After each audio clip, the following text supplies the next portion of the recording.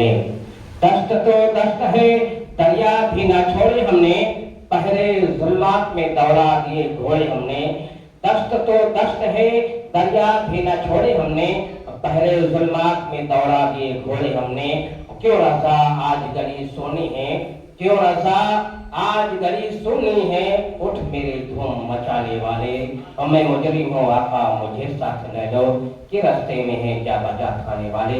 میں پر قاری قرآن حضرت حافظ قاری شاکر القادری صاحب کی گام کا سنا دی۔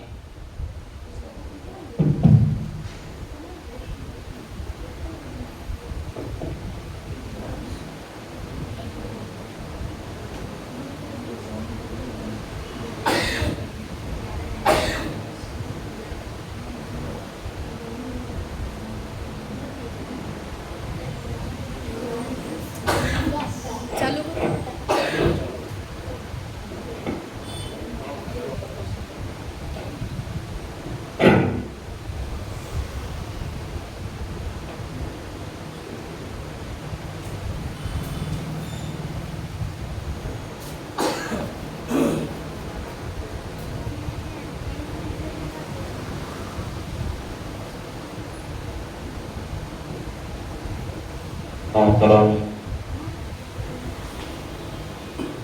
سامعین اہل سنت،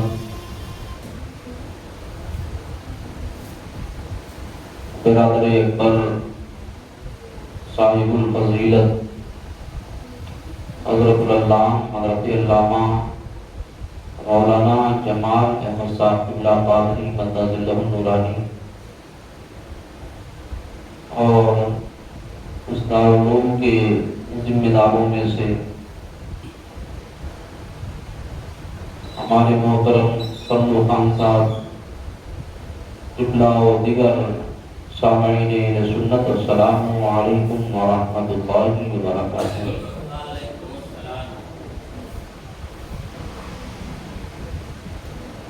الحمد لله رب العالمين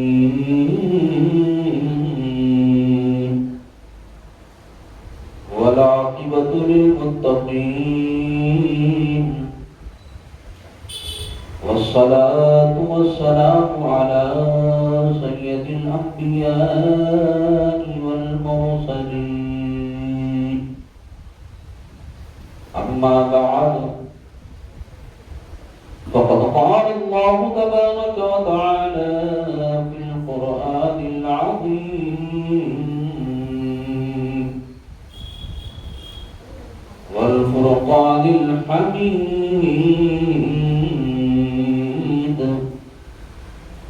فأعوذ بالله من الشيطان الرجيم، بسم الله الرحمن الرحيم،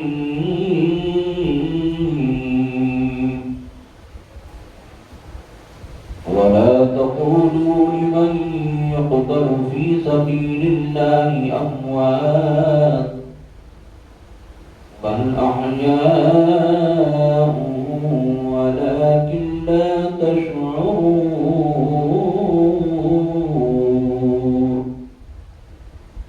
قال النبي صلى الله تعالى عليه وسلم، إن الحسن والحسين سيدا شباب أهل الجنة،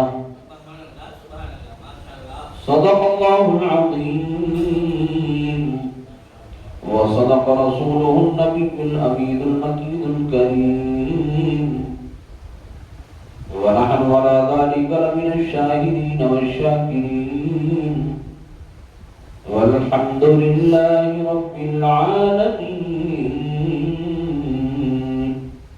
غوث اعظم بمنے بے سرو ساما مدد، قبلہ دی مدد، کعبہ ماں مدد، بگردہ بے بنا افتاد کشتی، ضعیفانو شکشتہ رات کشتی، بے حق خواجہ عثمان ہارونی، مدد کن یا معین الدین چشتی، قادری امارے غوث اعظم आजम मीज़नम दमज़ शेख अहमद रज़ा खां कुत्ब आलम मीज़नम आदलियम नारे गौस आजम मीज़नम दमज़ मुर्शिद मुत्तकी मुफ्ती आजम मीज़नम।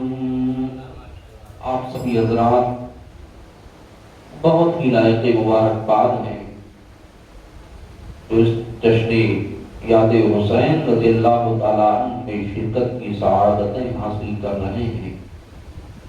अल्लाह रब्बुल इज़्ज़त की बारगाह में दुआ है कि मौलाए क़दीर हमारी हाज़िरियों को शर्फ़ क़बूलियत अता फरमाएं और इस मजलिस नूर को हम सभी हज़रात के लिए ज़रिए निजात बनाए। न मस्जिद में न बैतुल्लाह के दीवारों के साए में, न मस्जिद में न बैतुल्लाह के दीवारों के साए में नमाज़े इश्क अदा होती है तलवारों के साए में। मगर उस शाम अपनी जान की परवाह नहीं करते, खुदा से डरने वाले मौत से हरगिज़ नहीं डरते। जिंदा हो जाते हैं जो मरते हैं हक के नाम पर। अल्लाह अल्लाह मौत को किसने मसीहा कर दिया। आज तक इस्लाम को है फख्र तेरी जात पर, आज तक इस्लाम को है फख्र तेरी जात पर। जान दी बयात न की लेकिन यजीदी हाथ पर। और इंसान को बेदार तो हो लेने दो, इंसान को बेदार तो हो लेने दो। हर कौम पुकारेगी हमारे हैं हुसैन, हर कौम पुकारेगी हमारे हैं हुसैन। जो दहकती आग के शोलों पे सो जा वो हुसैन, जो दहकती आग के शोलों पे सो जा वो हुसैन। जिसने अपने खून से दुनिया को धोया वो हुसैन। और जो जवां बेटे की मैयत पर न रोया वो हुसैन। जिसने सब कुछ हो के फिर भी कुछ न खोया वो हुसैन। मर्तबा इस्लाम का जिसने दोबारा कर दिया, खून ने जिसके दो आलम ने उजाला कर दिया।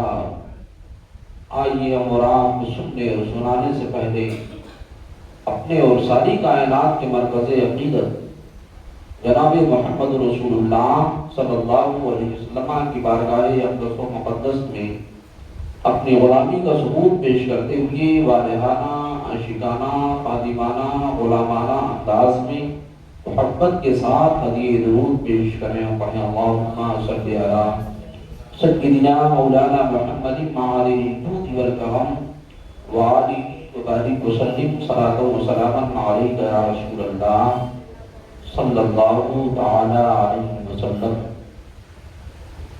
जश्न याद हुसैन का ये आज 9वां प्रोग्राम है और कल इंशाअल्लाह रहमान आखिरी प्रोग्राम होगा। कल मैंने जो बयान किया था आका इमाम अली मकाम रज़ियल्लाहु ताला मकामे सालबा पर पहुंचे और उसके बाद में मकामे अशरफ पर पहुंचे। और वहां से जब आप आगे बढ़ते हैं तो आप मकामे मारिया पे पहुंचे और मकामे मारिया पर पहुंचने के बाद में आपने किसी से सवाल किया। एक शख्स जाने वाला जब जा रहा था तो उससे मेरे इमाम ने पूछा, ऐ शख्स तू ये बता इस सरजमीन का नाम क्या है। तो उसने कहा इसको मकामे नैनवा भी कहते हैं, मकामे मारिया भी कहते हैं और इसे कर्बो बला भी कहते हैं। आका इमाम अली मकाम रज़ियल्लाहु ताला अन्हु ने वहां की मिट्टी को उठाया और उठाने के बाद में फिर पूरे मंजर को मुलाहजा फरमाया जो मदीना शरीफ से चलते वक्त آقا کریم صلی اللہ علیہ وسلم نے خواب میں آ کر کربلا کے منظر کو دکھایا تھا، اس منظر کو آپ دیکھتے ہوئے نظر آ رہے ہیں۔ اس کے بعد میں نے یہ بھی بتایا تھا کہ حر بن ریاحی سے جب ملاقات ہوتی ہے مقام اشرف پر، تو حر بن ریاحی کے ساتھ ہی مقام مالیہ تک آپ تشریف لے جاتے ہیں۔ آقا امام علی مقام رضی اللہ تعالیٰ عنہ دو محرم الحرام کو اس سرزمین پر پہنچ جاتے ہیں، اور میں نے یہ بھی بتایا تھا کہ 7 محرم الحرام کا دن جب آتا ہے، اس دن خاندان رسول پر، جگر گوشے بطول پر پانی بند کر دیا جاتا ہے، اور 9ویں محرم الحرام جب قریب آ جاتا ہے تو عبید اللہ ابن زیاد نے ابن سعد کو بلایا۔ ابن سعد کے تعلق سے بھی میں نے بتایا تھا، ابن سعد اس خوش نصیب باپ کا بیٹا ہے جو عشرہ مبشرہ میں سے ہیں۔ 10 صحابی رسول ایسے ہیں جن کے بارے میں اللہ کے رسول صلی اللہ علیہ وسلم نے دنیا ہی میں جنت کی بشارت دے دی تھی، سبحان اللہ۔ یہ حضرت سعد بن ابی وقاص رضی اللہ تعالیٰ عنہ ایسے صحابی رسول ہیں،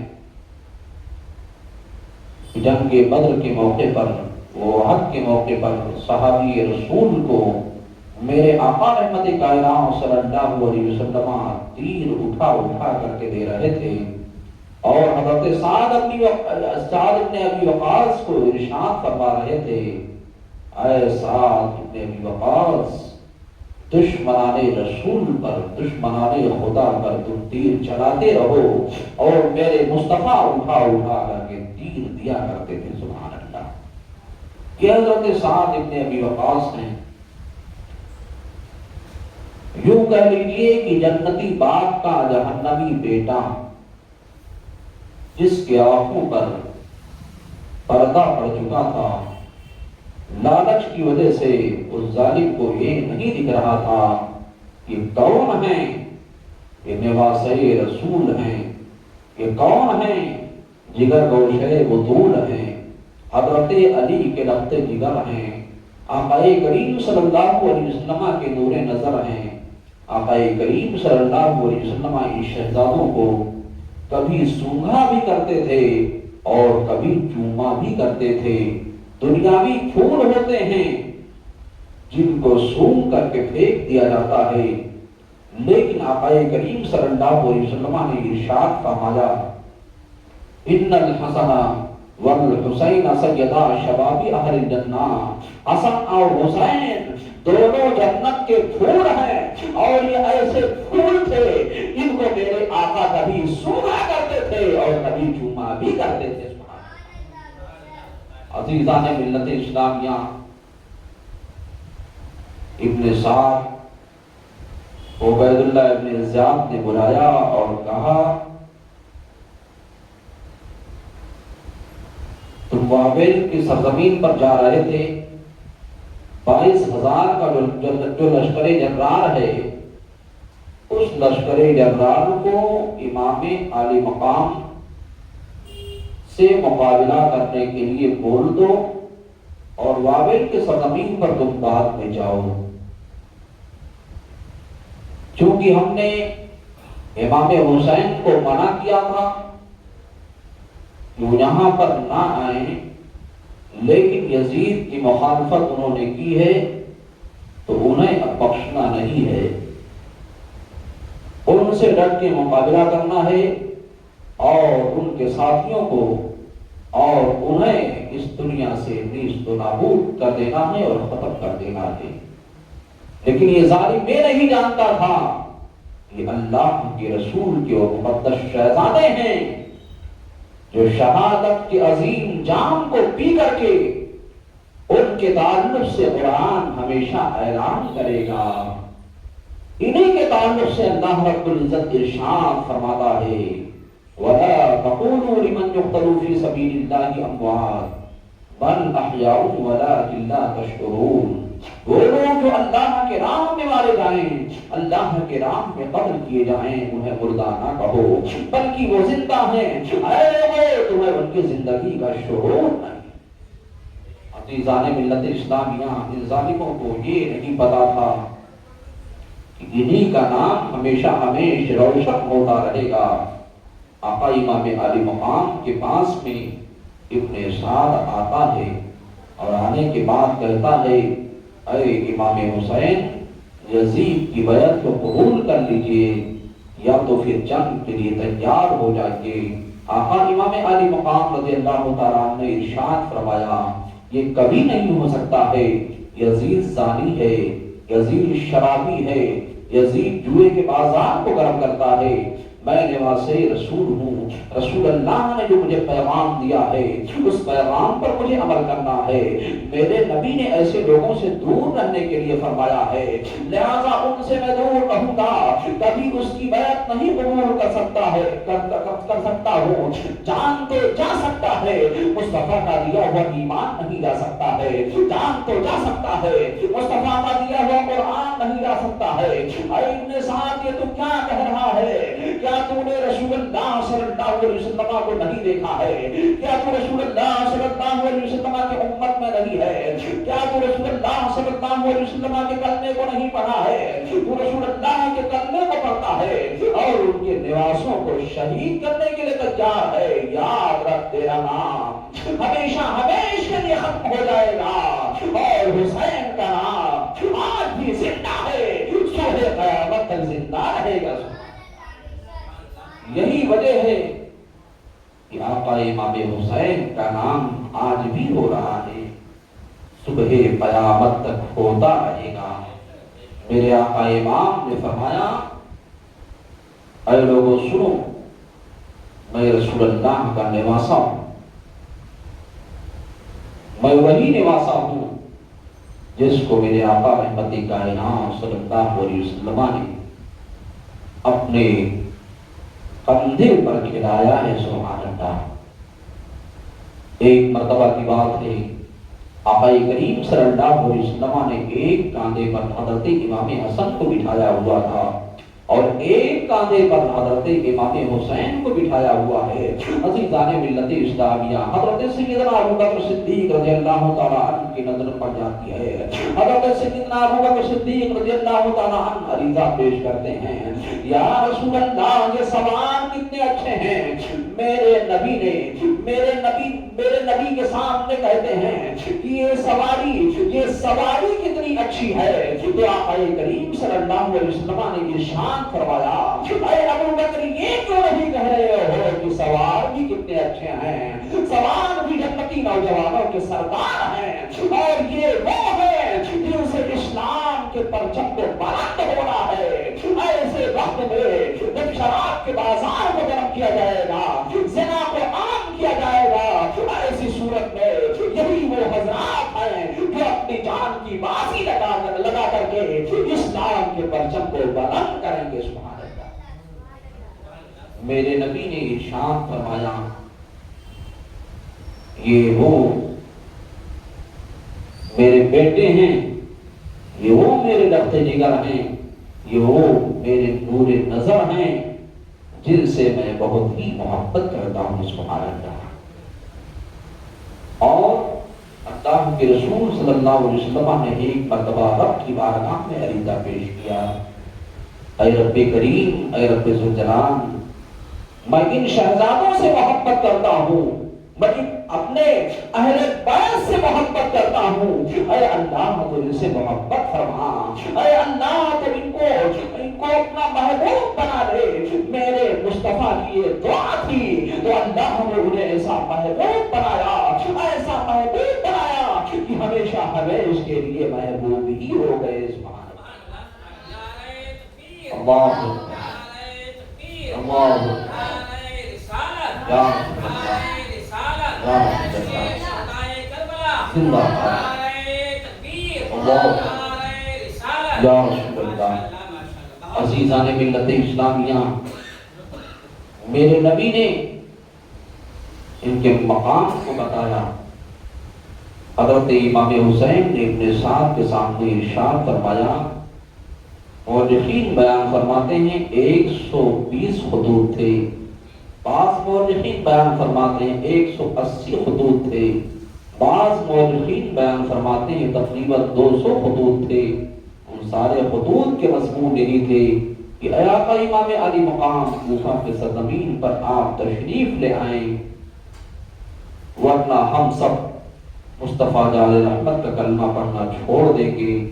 اور یہاں پر یزید کا ظلم شروع ہے، یزید زنا کے بازار کو گرم کر رہا ہے، یزید رسول اللہ کے سنتوں کو مٹانے کی کوشش کر رہا ہے، یزید بہت ساری دقتیں پہنچا رہا ہے، لہذا اے ابن رسول اللہ آپ تشریف لے آئیں۔ میرے آقا امام علی مقام نے خطوط کے تھیلے کو اس ظالم کے سامنے پلٹ دیا تھا اور ارشاد فرمایا تھا، ٹھیک ہے اگر تم میرے جان پر تلا ہوا ہے تو حسین جان دینے کو تیار ہے، لیکن مجھے آج رات بھر موقع دے دے۔ یہی وہ رات تھی جسے عاشورے کی رات کہتے ہیں، یہی وہ رات ہے جس رات کی مہلت میرے آقا حسین نے مانگی تھی۔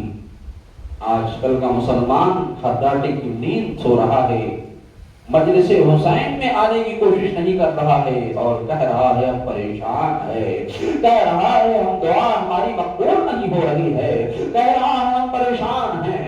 ارے تم نہیں پریشان رہو گے تو کون پریشان رہے گا؟ اے مسلمانوں، تم نے رسول اللہ صلی اللہ علیہ وسلم کے نقش قدم پر چلنا چھوڑ دیا ہے، تمہارے اوپر ظالم حکومت مسلط نہیں ہوگی تو کس کے اوپر مسلط ہوگی؟ اے مسلمانوں، تم اب بھی ہوشیار ہو جاؤ، رسول اللہ صلی اللہ علیہ وسلم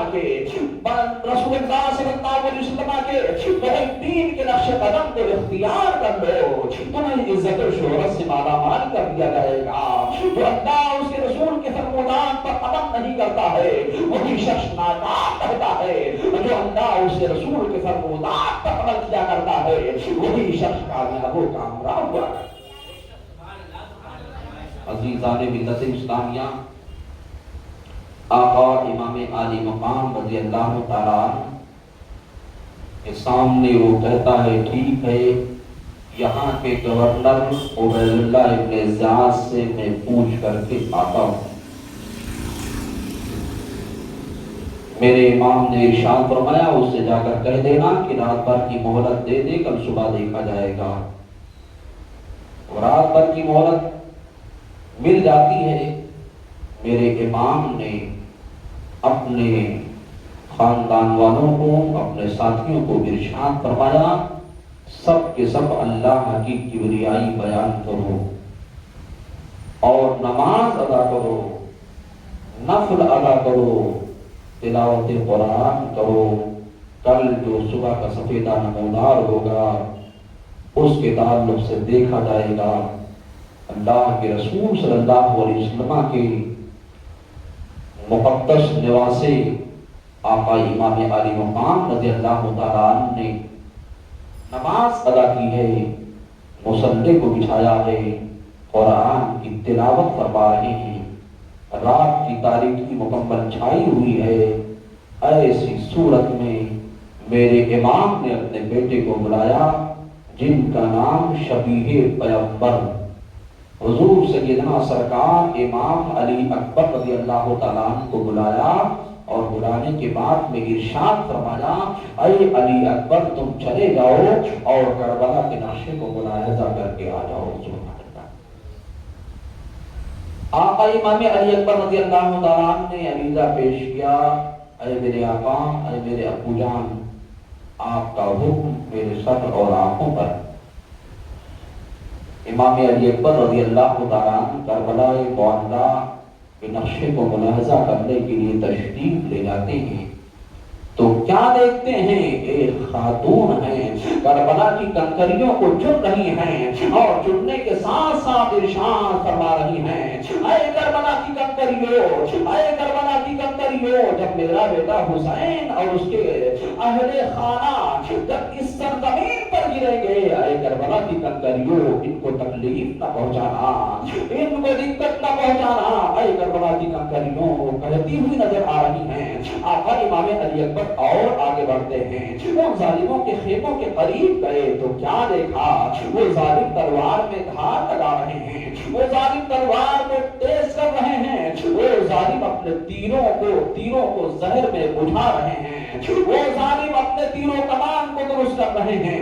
آقا امام علی اکبر رضی اللہ تعالیٰ عنہ بارگاہ امام میں حاضر ہوتے ہیں اور حاضر ہونے کے بعد میں عریضہ پیش کرتے ہیں، میرے آقا امام علی مقام، میں نے دیکھا ان ظالموں کے خیموں میں کل کی تیاری ہو رہی ہے اور ہمیں شہید کرنے کی تیاری وہ کر رہے ہیں، اپنے تلوار کو ٹھیک کر رہے ہیں اور اپنے تیروں کمان کو درست کر رہے ہیں۔ آقا کریم صلی اللہ علیہ وسلم کے مقدس شہزادے نے ارشاد فرمایا تھا، ٹھیک ہے ان لوگوں کو کرنے دو، ہمارا ساتھی اللہ ہے اور اللہ ہی ہمارا ساتھ دینے والا ہے، اللہ ہی ہماری مدد فرمانے والا ہے۔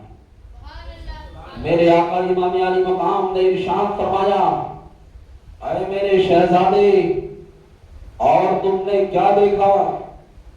اے میرے آقا امام علی مقام، میں نے یہ دیکھا کہ کربلا کی کنکریوں کو ایک خاتون ہے جو چن رہی ہیں اور چننے کے ساتھ میں ارشاد فرما رہی ہیں، اے کربلا کی کنکریوں، میرے شہزادوں کو تکلیف نہیں پہنچانا۔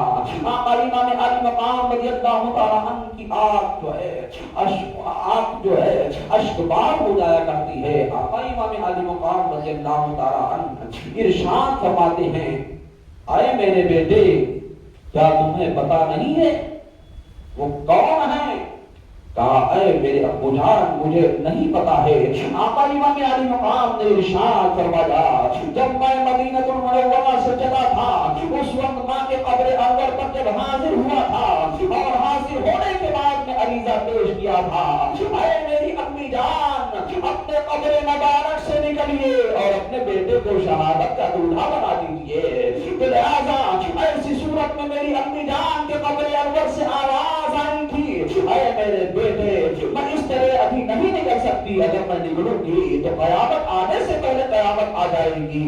لہذا اے میرے بیٹے، جب تم میدان کربلا کی سرزمین پر پہنچ جاؤ گے، وقت جب قریب آ جائے گا، اے میرے بیٹے، میدان کربلا کے منظر کو میں دیکھنے آؤں گی۔ ارے وہ کوئی اور نہیں ہے بلکہ میری اپنی جان حضرت خاتون جنت فاطمہ الزہرا ہیں، جو کربلا کی کنکریوں کو چن رہی ہیں اور چننے کے ساتھ وہی ارشاد فرما رہی ہیں، وہ کوئی اور نہیں ہے بلکہ وہ میری اپنی جان ہے۔ سبحان اللہ۔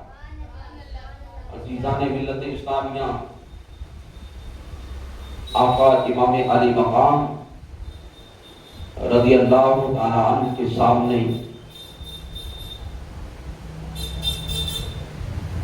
بہت سارے ایسے مراحلات آتے ہیں کہ لوگ، آپ کے اہل خیمہ والے اور آپ کے ساتھی لوگ یہ کہہ رہے ہیں کہ آقا امام علی مقام ان لوگوں کو رسول اللہ صلی اللہ علیہ وسلم کے حدیثوں کو یاد دلائیے اور ان لوگوں سے کہیے اور ان لوگوں کو فکر آخرت دلائیے، ورنہ ان کا کیا حشر ہوگا۔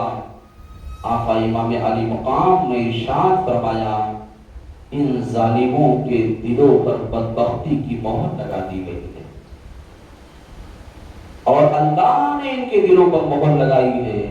جب اللہ ان کے دلوں پر، ان ظالموں کے دلوں پر مہر لگا دیتا ہے تو کوئی ایسی طاقت نہیں ہے کہ ان کے دل کو ٹھیک کر سکے۔ اگر رب ہی چاہے گا تبھی ان کا دل ٹھیک ہوگا، تبھی ان کے اندر رحم پیدا ہوگی، رب چاہے گا تبھی کچھ ہو سکتا ہے۔ لہذا مجھے زیادہ ان کی سفارش کرنے کی ضرورت نہیں ہے۔ آقا امام اللہ تعالیٰ کے سامنے صبح کا سفیدہ نمودار ہوا، سورج نکل آیا، غم و اندوہ میں ڈوبا ہوا یہ سورج تھا۔ ابن سعد پھر آ جاتا ہے 22,000 لشکر جرار لے کر آقا امام عالی مقام کے سامنے آتا ہے اور کہتا ہے اے حسین، یزید کی بیعت کو قبول کر لیجئے یا پھر جنگ کے لیے تیار ہو جائیے۔ میرے آقا امام عالی مقام نے ایک خطبہ دیا اور ارشاد فرمایا، اے لوگوں، کیا تم لوگوں نے یہ خطوط نہیں بھیجے تھے؟ اے لوگوں، تم سے میں کہنا چاہتا ہوں کہ اس پورے روئے زمین پر اس وقت نبی کا کوئی نواسا موجود نہیں ہے۔ اگر نبی کا کوئی نواسا موجود ہے تو وہ حسین ہے جو تیرے سامنے کھڑا ہوا ہے۔ تم جو ہے حسین کی عزت کرو، ورنہ تمہاری دنیا برباد ہو جائے گی، تمہاری آخرت برباد ہو جائے گی۔ اے لوگوں سنو، کیا تمہیں وہ حدیث پاک یاد نہیں ہے کہ رسول اللہ صلی اللہ علیہ وسلم حالت نماز میں ہوا کرتے تھے، میں ہی وہ حسین ہوں، آپ کے پشت انور پر سوار ہو جایا کرتا تھا۔ میرے آقا اپنے سجدے کو لمبا کر دیا کرتے تھے کہ میرے شہزادے کو تکلیف نہ ہو جائے۔ کیا میں وہ حسین نہیں ہوں؟ کیا میرے نانا نے مجھے جنتی جوانوں کا سردار نہیں کہا ہے؟ اے لوگوں سنو، میرے حق کو پہچانو۔ میرے باپ کا نام مولائے کائنات ہے، میری ماں کا نام خاتون جنت ہے۔ میرے نبی نے ہمیں دونوں بھائیوں کو کہا تھا جنتی جوانوں کے سردار ہیں، میری ماں کو کہا تھا جنتی ماؤں کی سردار ہیں، میرے باپ کو بھی کہا تھا جنتی ماؤں کے سردار حضرت علی ہیں۔ عزیزان ملت اسلامیہ، آقا امام عالی مقام نے تقریر فرمائی ہے، ایسی صورت میں 22,000 کا لشکر جبار ہے اور ایک طرف 72 نفوس قدسیہ ہے۔ اللہ اکبر۔ عزیزان ملت اسلامیہ، اسی 22,000 کی لشکر جبار میں سے ایک نوجوان تلوار لے کر کے نکلتا ہے اور نکلنے کے بعد میں آقا امام عالی مقام کے بارگاہ میں حاضر ہو کر کے عریضہ پیش کرتا ہے، حضور میں آپ کو مقام اشرف سے لے کر کے یہاں تک گھیر گھار کر کے لایا، کیا میری پہلے کی غلطیاں معاف ہو جائیں گی؟ آقا امام عالی مقام نے ارشاد فرمایا، تم کیا کہنا چاہتے ہو؟ کہا حضور میں یہ کہنا چاہتا ہوں، میرے ایک طرف میں جب دیکھ رہا ہوں تو جنتی پھول کھلے ہوئے ہیں اور دوسری طرف دیکھ رہا ہوں تو جہنم کی آگ شعلہ زن ہے۔ اے رسول اللہ کے نواسے، ہم یہ چاہتے ہیں جہنم میں نہ چلتے ہوئے جنتی پھولوں کے ساتھ میں ہو جاؤں تاکہ میری دنیا بھی سنور جائے اور میری آخرت بھی سنورتی ہوئی نظر آئے۔ وہ کوئی اور نہیں تھا بلکہ وہ حضرت حر تھے۔ حضرت حر نے بارگاہ امام میں عریضہ پیش کیا، اے میرے آقا امام عالی مقام، کیا پہلے کی غلطیاں میری معاف ہو جائیں گی؟ آقا امام عالی مقام نے ارشاد فرمایا، الحر انت حر من النار، اے حر تم کو جو ہے جہنم کی آگ چھو نہیں سکتی ہے، اور حر تم جو ہے دنیا و آخرت میں آزاد ہو۔ میں تمہیں یہ وعدہ کرتا ہوں کہ تمہارا حشر میرے ساتھ ہوگا اور جہاں میں رہوں گا وہیں تم بھی رہو گے۔ سبحان اللہ۔ حضرت حر یہ وہی حر ہیں جنہوں نے 1,000 کا لشکر جرار لے کر کے آقا امام عالی مقام رضی اللہ تعالیٰ عنہ کو مقام اشرف سے لے کر کے مقام نینوا تک گھیر گھار کے لائے تھے، اور یہ یزید کے آدمی تھے، عبید اللہ ابن زیاد کے آدمی تھے، لیکن مقدر جب چمکنا ہوتا ہے تو اللہ ایسے لوگوں پر فضل فرما دیا کرتا ہے، اور اللہ رب العزت اپنے محبوب بندوں کی محبت کو ان کے اندر ڈال دیا کرتا۔ حضرت حر رضی اللہ تعالیٰ عنہ کی ساری غلطیاں معاف ہو جاتی ہیں، جب انسان توبہ کر لیا کرتا ہے، بندہ مومن جب توبہ کیا کرتا ہے تو اللہ اس کے خطاؤں کو معاف فرما دیا کرتا ہے۔ التائب من الذنب کمن لا ذنب لہ، گناہوں سے توبہ کرنے والا شخص ایسے ہی پاک ہو جاتا ہے، صاف ہو جاتا ہے کہ گویا اس نے گناہ ہی نہ کیا ہو، سبحان اللہ، اور اللہ کی نظر میں بہت ہی محبوب ہو جایا کرتا ہے۔ میرے عزیز دوستوں بزرگوں، حضرت حر رضی اللہ تعالیٰ عنہ کے بہت سارے بھائی تھے، وہ آتے ہیں اور آنے کے بعد میں کہتے ہیں اے حر تمہیں کیا ہو گیا ہے؟ کیا رے کی حکومت تمہیں نہیں چاہیے؟ کیا تمہیں عزت و شہرت نہیں چاہیے؟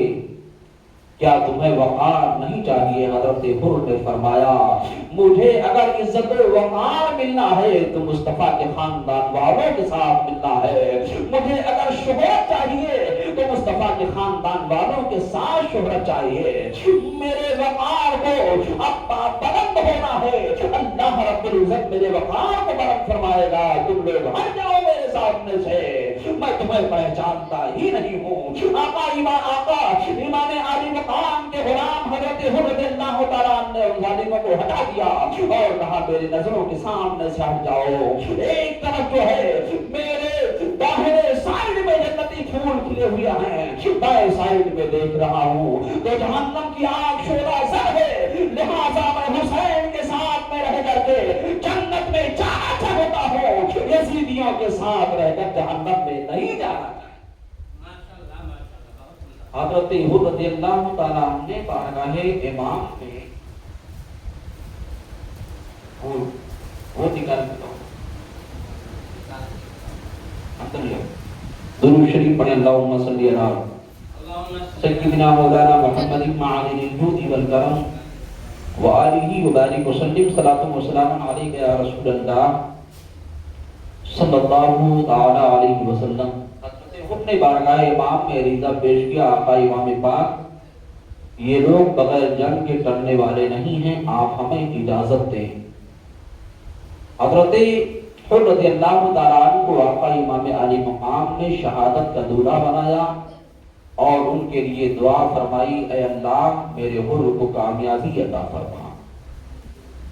حضرت حر رضی اللہ تعالیٰ عنہ کو تلوار دیا اور تلوار دینے کے بعد میں کہا کہ جاؤ حر، تم دنیا و آخرت میں آزاد ہو، تمہارا حشر مصطفیٰ کے ساتھ میں ہوگا، تمہارا نشر مصطفیٰ کے ساتھ میں ہوگا، تمہیں گھبرانے کی ضرورت نہیں ہے، پریشان ہونے کی ضرورت نہیں ہے، اللہ کے رسول کے صدقے و فیض میں تم جنت میں جاؤ گے، سبحان اللہ۔ عزیزان محترم،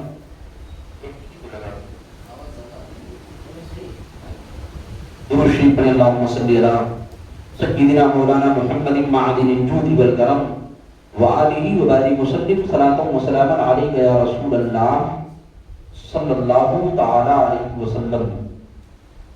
حضرت حر کو آقا امام علی مقام نے ان دشمنوں کے درمیان ان کے مقابلے کے لیے بھیج دیا۔ حضرت حر رضی اللہ تعالیٰ عنہ جب جاتے ہیں تو ارشاد فرماتے ہیں، اے لوگوں سنو سنو، میں وہی حر ہوں جو تمہارے ساتھ میں رہا کرتا تھا، تھوڑا سا، لیکن یاد رکھو تم جہنم میں جاؤ گے اور میں رسول اللہ کے ساتھ میں رہوں گا اور رہ کر کے جنت میں جاؤں گا، سبحان اللہ۔ یہ ظالم کہتے ہیں حر ابھی بھی تم اپنی زندگی کی خیر چاہتے ہو، اپنے زندگی کو بچانا چاہتے ہو تو ہمارے ساتھ میں آ جاؤ۔ آقا حر نے ارشاد فرمایا اب ہم تمہارے ساتھ آنے والے نہیں ہیں، یاد رکھو ہم نے مصطفیٰ جان رحمت سے سچی اور پکی محبت کی ہے، مصطفیٰ کے نواسوں سے وعدہ کر لیا ہے، اب اس وعدے کو نبھانا ہے، میری جان تو جا سکتی ہے، مصطفیٰ کا دیا ہوا ایمان نہیں جا سکتا ہے، جان تو جا سکتی ہے، مصطفیٰ کا دیا ہوا قرآن نہیں جا سکتا ہے۔ اور آپ ظالموں کی طرف پڑھ کر کے یلغار کر رہے ہیں، دشمنوں کی طرف پڑھ کر کے آپ تلوار پر تلوار چلاتے ہوئے نظر آ رہے रहे हैं, जालिमों को फिन्नारे जहन्नम करते हुए नजर आ रहे हैं। आका हुर रज़ियल्लाहु ताला अन्हु ने आका इमाम अली मकाम की बारगाह में अरीज़ा पेश किया था, अरे मेरे आका इमाम अली मकाम, शिद्दत प्यास ने मुझे सताया है मेरे आका, अगर जो है पानी का एक कतरा मिल जाता तो इन जालिमों को बता देता कि रसूल अल्लाह के साथ में रहने वाले कैसे हुआ करते हैं और उनके वफादारों के अंदर क्या ताकत हुआ करती।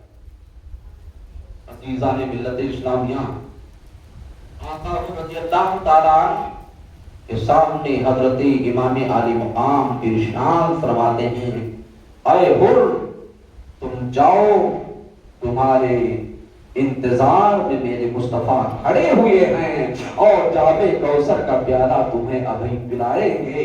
तुम जो है दुनिया के प्यासे नहीं हो, बल्कि याद रखो अय हुर, तुम्हें मेरे मुस्तफा अपने हाथों से पानी का प्याला पिलाएंगे और वो पानी जो हर आदमी को नसीब नहीं हो सकता है, आज उस पानी को तुम्हें पीना है और शहादत के अजीम मंसब पर तुम्हें फाइजुल मराम होना। अजीज़ान मिल्लत इस्लामिया, हज़रत हुर रज़ियल्लाहु ताला फिर तशरीफ ले जाते हैं, फिर जालिमों से लड़ते हैं। अब आप सोचिए कि कहां 72 लोग, कहां 22,000 का लश्कर जर्रार। इब्ने साद कहता है सब लोग एक बार भी हमला कर दो, वरना याद रखो हुर से जीत नहीं पाओगे, इसलिए कि इनके दिल में मुस्तफा जान रहमत के मोहब्बत का चिराग जल रहा है। सुभान अल्लाह, इनके दिल में हुसैन के मोहब्बत का चिराग जल रहा है जो इनका हो जाया करता है। अल्लाह की तरफ से इनके अंदर ताकत पैदा हो जाया करती है। लिहाजा ऐ लोगों, ऐ मेरे साथियों, ऐ मेरे फौज के लोगों, सब के सब मिल करके हुर पर हमला कर दो, ताकि हुर को जो है आगे बढ़ने का मौका ना मिले और हुर को सब लोग मिलकर के शहीद कर दो। थोड़ी ही देर के बाद में सभी लोगों ने एक बार जब हमला किया था, कहा एक नौजवान, कहा 22,000 का लश्कर जर्रार। आका हुर रज़ियल्लाहु ताला अन्हु की लाश गिरती हुई नजर आ रही है। मेरे आका इमाम अली मकाम ने अपने दस्त को दराज किया था, रब की बारगाह में अरीज़ा पेश किया था, ऐ रब्बे करीम, ऐ रब्बे ज़ुल्जलाल, हुर की अजीम शहादत को तू अपनी बारगाह में कबूल फरमा और कल बरोज़े महशर हुर का हश्र मेरे साथ फरमा। मेरे दोस्तों बुजुर्गों, आका हुर की शहादत हो जाया करती है। उसके बाद में एक खातून है जिनके पास एक ही बेटा था और उसके शादी को कुल 17 दिन हुए थे।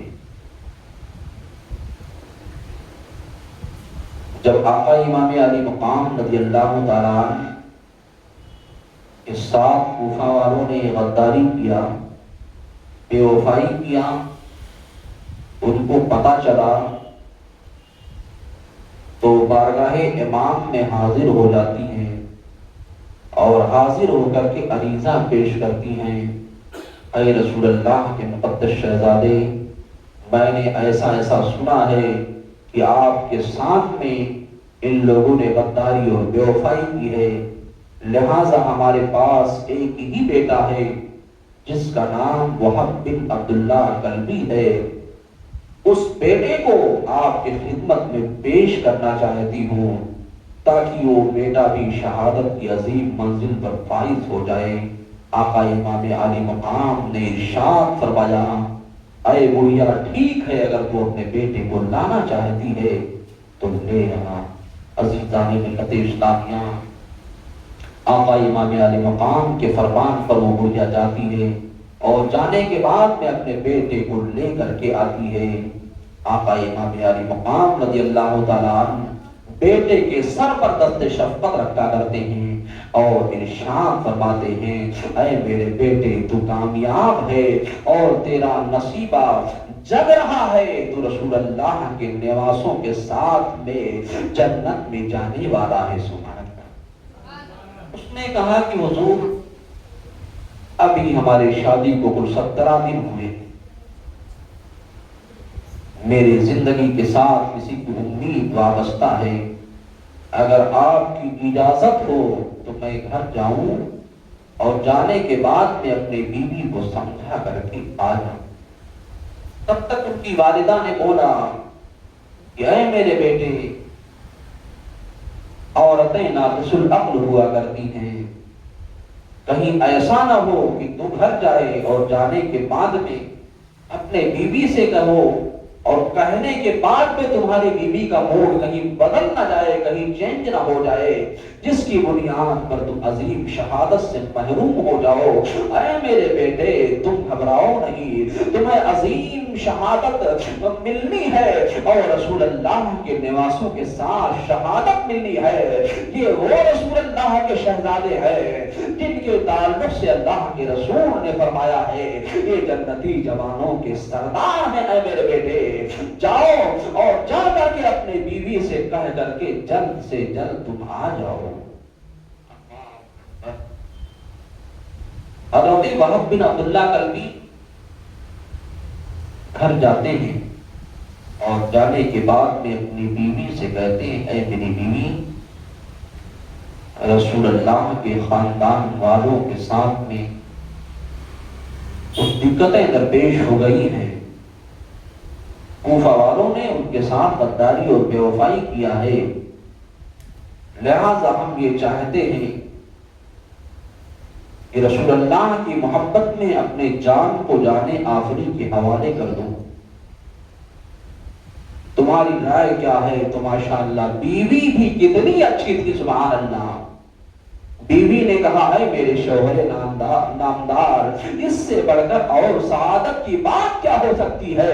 لیکن اے میرے شوہر نامدار، سنو، میں امام حسین کے سامنے یہ وعدہ کروانا چاہتی ہوں کہ جو ہے کل جب تم شہید ہو جاؤ تو میں شہید کی بیوی تو کہلاؤں گی ہی، لیکن آقا امام علی مقام کی بارگاہ میں کچھ چل کر کے میں باتیں کرنا چاہتی ہوں، لہذا مجھے بھی لے چلو اور میں بھی امام علی مقام کی بارگاہ میں سلام پیش کر کے اپنی کچھ باتیں رکھ دوں۔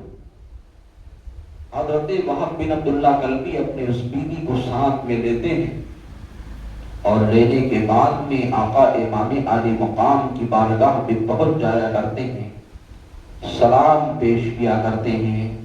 آقا امام علی مقام نے وعلیکم السلام فرمایا اور فرمایا اللہ تمہیں کامیاب و کامران عطا فرمائے۔ عزیزان ملت اسلامیہ، تو کہا کہ حضور یہ میری بیوی ہے اور یہ کچھ باتیں اپنی رکھنا چاہتی ہیں، اگر اجازت ہو حضور تو ہماری بیوی اپنی باتیں کچھ رکھ دے۔ تو بیوی نے بارگاہ امام میں سلام پیش کیا اور سلام پیش کرنے کے بعد میں عریضہ پیش کیا کہ حضور ہم تو راضی برضا ہیں، لیکن ہم کچھ شرائط کے ساتھ راضی برضا ہیں۔ جب میرا یہ شوہر اللہ کی راہ میں شہید کر دیا جائے تو ایسی صورت میں آپ اپنے خادماؤں میں مجھے شامل کر لینا، سبحان اللہ۔ اور دوسری بات یہ ہے کہ آپ میرے لیے بھی دعا فرما دیجیے کہ اللہ رب العزت میرے اندر صبر عطا فرمائے اور استقامت کی توفیق عطا فرمائے۔ عزیزان ملت اسلامیہ، آقا امام علی مقام نے ارشاد فرمایا ٹھیک ہے تمہاری یہ باتیں ہمیں منظور ہیں۔ آقا کریم صلی اللہ علیہ وسلم کے مقدس شہزادے نے ارشاد فرمایا اے وہب بن عبداللہ کلبی، تمہیں رسول کائنات صلی اللہ علیہ وسلم کی شفاعت حاصل ہوگی اور تم دنیا و آخرت میں کامیاب ہو، سبحان اللہ۔ عزیزان ملت اسلامیہ، ان کی ماں بھی موجود تھی، ان کی ماں نے کہا بیٹا یہ شہادت کی منزل ہے، شہادت کی منزل۔ اے میرے بیٹے مجھے صبر ہے اور مجھے آج خوشی ہے کہ اللہ کی رضا کے لیے میں تمہیں قربان کرنے جا رہی ہوں اور تم قربان ہونے جا رہے ہو۔ اے میرے بیٹے میں رب کی بارگاہ میں دعا کرتی چاہتی ہوں کہ تمہیں شہادت کا عظیم منصب مل جائے اور شہادت کی عظیم منزل پر تم فائز ہو جاؤ اور آقا حسین کے غلاموں میں شامل ہو جاؤ۔ آقا امام علی مقام کی بارگاہ میں حضرت وہب بن عبداللہ کربی پھر حاضر ہوتے ہیں، عریضہ پیش کرتے ہیں، حضور مجھے ان ظالموں کے سامنے جانے کی اجازت دے دی جائے، ان ظالموں کو میں بتا دوں کہ رسول اللہ کے چاہنے والوں کی طاقت کیا ہوتی ہے، رسول اللہ کے ماننے والوں کی طاقت کیا ہوتی ہے۔ آقا امام علی مقام نے آپ کو شہادت کا دولہا بنایا ہے اور شہادت کا دولہا بنانے کے بعد میں میرے آقا امام علی مقام نے آخری سلام جو ہے قبول کی ہے، اور اس کے بعد میں وہ نوجوان جس کا نام وہب بن عبداللہ کربی تھا وہ آتا ہے اور آنے کے بعد میں ماں کے قدموں کو چومتا ہے اور اپنے اس بیوی سے نرم لہجے میں سلام پیش کیا کرتا ہے اور آخری بار الوداع کہتا ہے، اے میری امی جان الوداع، اے میری شریک حیات الوداع، میں رسول اللہ کے نواسوں کے خاطر، میں رسول اللہ صلی اللہ علیہ وسلم کے اس دین کی خاطر اپنے جان کی بازی لگانے جا رہا ہوں، تم سب ہمارے لیے دعائیں کرنا۔ سبحان اللہ، اللہ یا رسول اللہ، یا رسول اللہ، زندہ باد، زندہ باد، اللہ اکبر، یا رسول اللہ۔ حضرت وہب بن عبداللہ کلبی رضی اللہ تعالیٰ عنہ ظالموں کے سامنے جاتے ہیں اور جانے کے بعد ارشاد فرماتے ہیں، اور ایسا ہے جو میرے بندے مقابل آئے۔ آقا امام علی مقام رضی اللہ تعالیٰ عنہ اس منظر کو دیکھ ہی رہے تھے، حضرت وہب بن عبداللہ کلبی نے بڑھ کر کے ان ظالموں پر حملہ کر دیا ہے۔ وہ ظالم ایک کے بعد دیگر کٹتے چلے جا رہے ہیں، گاجر اور مولی کی طرح ان کی لاشیں گرتی ہوئی چلی جا رہی ہیں، کٹتی ہوئی چلی جا رہی ہے۔ آقا امام علی مقام کا غلام جو ہے تلوار چلاتا ہوا جا رہا ہے، ظالموں کو فی النار جہنم کرتا ہوا جا رہا ہے، اس لیے کہ اللہ رب العزت نے ایسے نوجوانوں کے اندر ایسی طاقت عطا فرما دی ہے، ایسی طاقت عطا فرما دی ہے کہ یہ ظالم خود حیران رہ جاتے ہیں کہ اکیلا مقابلے میں آیا ہے اور تمامی لوگوں کو کاٹتا ہوا نظر آ رہا ہے، کیوں نہ ہو، ارے یہ طاقت کسی اور کی نہیں ہے بلکہ یہ طاقت اللہ کی ہے۔ اللہ خود فرماتا ہے کہ میرے راستے میں مارا جاتا ہے اور مرنے کی تمنا رکھتا ہے، میں اس کا ہاتھ بن جاتا ہوں، میں اس کی زبان بن جاتا ہوں، میں اس کے کان بن جاتا ہوں، میں اس کے پیر بن جاتا ہوں۔ کیا مطلب یہ کہ زبان اس کی ہوتی ہے، اس زبان میں قوت گویائی دینا رب کا کام ہوا کرتا ہے، آنکھیں اس کی ہوتی ہیں، ان آنکھوں میں بصارت دینا رب کا کام ہوا کرتا ہے، کان اس کے ہوتے ہیں لیکن ان کانوں میں قوت سماعت دینا رب کا کام ہوا کرتا ہے۔ اللہ رب العزت ایسے لوگوں کے اندر ایسی طاقت عطا فرماتا ہے کہ دنیا کے لوگ حیران رہ جایا کرتے۔ حضرت وہب بن عبداللہ کلبی کے پاس لوگ ایک کے بعد دیگر آتے گئے، سب کو فی النار جہنم کرتے گئے، پھر ابن سعد چلایا اور شمر دل جوشن بھی چلا رہا ہے اور کہتا ہے، اے لوگوں سنو سنو، سب ایک بارگی مل کر کے حملہ کر دو، ورنہ جو ہے یہ رسول اللہ کا چاہنے والا ہے، رسول اللہ کے خاندان والوں کا بھیجا ہوا ہے، یاد رکھو 22,000 کیا ہے 50,000 کے لشکر جبار کو بھی ختم کر سکتا ہے، اس لیے اس کے اندر جو طاقت ہے وہ رب کی طرف سے ہے اور اس کے اندر جو طاقت ہے مصطفیٰ جان رحمت کی طرف سے ہے۔ ملت اسلام کے سبھی لوگوں نے یک بار کی حضرت وہب بن عبداللہ پر حملہ کر دیا ہے۔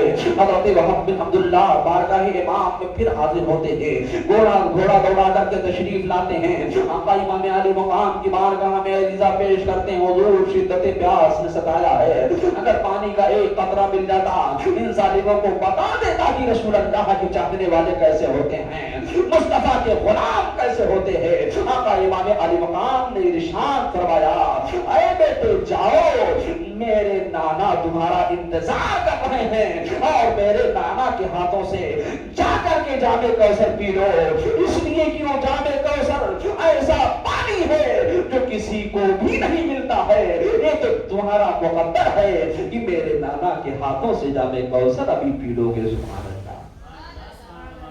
اب وہ نوجوان ماں کی بارگاہ میں حاضر ہوتا ہے، آج کل کی مائیں ہوتی تو یہ کہتی بیٹا بالکل ہرگز اس جگہ نہیں جانا ورنہ وہاں جاؤ گے تو قتل کر دیے جاؤ گے، لیکن وہ ماں کیسی تھی، اس ماں کے محبتوں کو سلام کہ اس ماں نے آقا امام حسین سے کیسی محبت فرمائی تھی اور ان کے رسول اللہ کے لباسوں سے کیسی محبت فرمائی تھی، اس ماں کے محبت کو سلام۔ ارشاد فرماتی ہے اے میرے بیٹے سنو سنو، میں تم سے راضی ہوں لیکن اے میرے بیٹے ابھی مکمل نہیں راضی ہوں، تم جاؤ اور جا کر کے اپنے جان کو اللہ کی راہ میں قربان کر دو، اس کے بعد میں بہت خوش ہو جاؤں گی۔ سبحان اللہ۔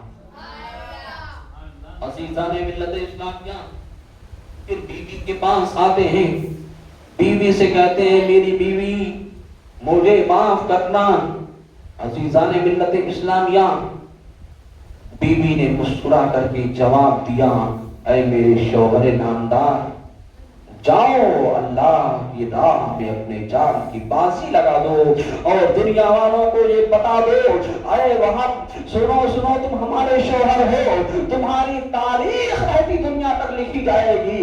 وجہ یہی ہے کہ وہب بن عبداللہ کی تاریخ دنیا کے مورخین نے لکھ دیا ہے اور صبح قیامت تک وہب بن عبداللہ کا ذکر ہوتا رہے گا۔ یزید کا نام مٹ گیا، کل بھی مٹا تھا آج بھی مٹا ہے، صبح قیامت تک مٹتا رہے گا اور ان ظالموں کو لعن و طعن ہوتا رہے گا۔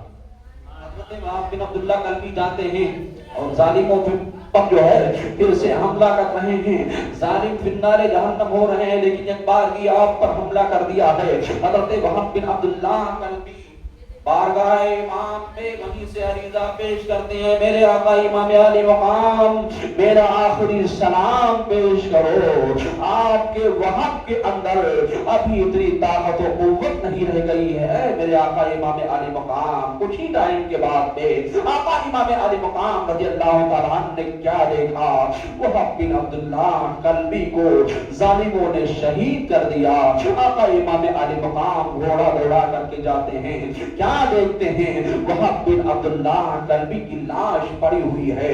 آقا امام علی مقام ان کی لاش کو لاتے ہیں اور لانے کے بعد میں خیمے میں رکھتے ہیں، خیمے میں رکھنا تھا، بحران برپا ہو جاتا ہے۔ اب وہ خوش نصیب بیوی آتی ہے اور بیوی آنے کے بعد میں فوراً اپنے شوہر نامدار کے چہرے کو دیکھتی ہے، جیسے ہی چہرے کو دیکھنا تھا اس کا بھی سر جو ہے وہب بن عبداللہ کلبی کے سر پہ رکھ جاتا ہے اور ایسی صورت میں کچھ ہی دیر کے بعد میں لوگوں نے کیا دیکھا تھا کہ اس کی روح قبض سے منصری سے پرواز کر رہی ہے، اللہ کی پیاری ہو گئی ہے۔ کتنے خوش نصیب وہ تھے اور کتنی خوش نصیب بیوی ان کی تھی کہ اللہ نے اپنے راہ میں ایسی شہادت عطا فرمائی ہے، ایسی شہادت عطا فرمائی ہے کہ دنیا کے لوگ اس کی مثال پیش نہیں کر سکتے۔ وہب بن عبداللہ کلبی کا نام آج بھی روشن ہے، صبح قیامت تک روشن ہوتا ہے۔ میرے عزیز دوستو بزرگوں، یہ مصطفیٰ جان رحمت کے ماننے والے ہیں، بس اب اپنی بات کو یہیں پر ختم کر رہا ہوں۔ اگر لائٹ رہی تو انشاءاللہ کل 10 بجے سے پروگرام ہوگا 12 بجے تک، اور اگر لائٹ نہیں رہی تو انشاءاللہ الرحمن بعد نماز عشاء پروگرام ہوگا۔ آقا امام علی مقام کی شہادت کو مکمل طور پر بیان کیا جائے گا۔ اللہ رب العزت کی بارگاہ میں دعا ہے کہ مولا قدیر ہمارے چند کلمات کو اپنی بارگاہ میں قبول و مقبول فرمائے اور ہم سبھی حضرات کے لیے ذریعہ نجات بنائے، سب سے پہلے مجھے اس کے بعد سبھی حضرات کو عمل کی توفیق عطا فرمائے۔ استغفر اللہ ربی من کل ذنب واتوب الیہ وما علینا الا البلاغ۔ السلام علیکم۔